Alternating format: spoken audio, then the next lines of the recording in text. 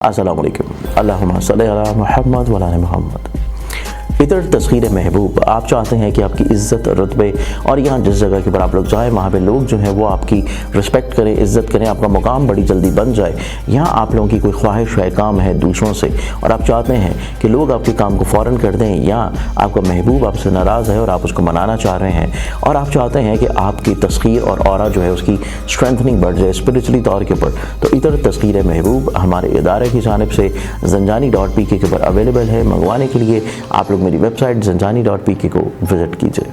बिस्मिल्लाहिर्रहमानिर्रहीम, अल्लाहुम्मा सल्लि अला मुहम्मद व अला आलि मुहम्मद। शाह ज़ंजानी टीवी से आपकी खिदमत में हाज़िर हूं। प्रोग्राम में आज अटूरी दुआ का वक्त। आज 26 अप्रैल और हफ्ते का दिन है।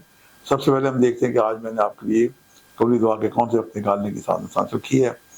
जो पहला वक्त है मेरे नज़दीक 4:38 से लेकर 5:08 का वक्त है, कबल शुरू आफ्ताब।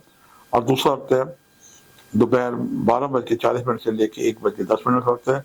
और तीसरा वक्त आज ही के दिन शाम 5:40 से लेके 6:10 का वक्त है। ये तीनों वक्त इंतहाई कबूली दुआ के वक्त माने जाते हैं। इसमें दुआ करके देखें और यकीनन देखें कि अल्लाह पाक आसानी अता करेगा। आपकी दुआओं की कबूलियत के साथ साथ आज सदका जो है स्याह रंग की चीज़ों का सदका दें। उसमें चाय की पत्ती है या स्याह रंग का कोई भी सदका आपके ज़हन में हो तो आप दे सकते हैं। पुराने ज़माने में बैंगन और काले माश भी दिए जाते थे और कुछ मिठाइयाँ ऐसी मिल जाती हैं।